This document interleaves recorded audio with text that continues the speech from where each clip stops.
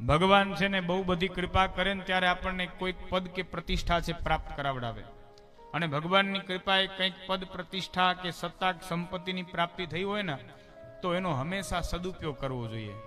ભગવાને આપણી ઉપર બહુ મોટો ભરોસો કરીને આપણને અમુક પ્રકારની વિશેષતા આપી હોય અને પછી એ જવાબદારીનું નિષ્ઠાપૂર્વક આપણે પાલન ના કરીએ તો પછી ભગવાન બીજી વખત આ પ્રકારની મહત્તા પ્રદાન કરવાની ક્યારે ભૂલ કરે નહીં.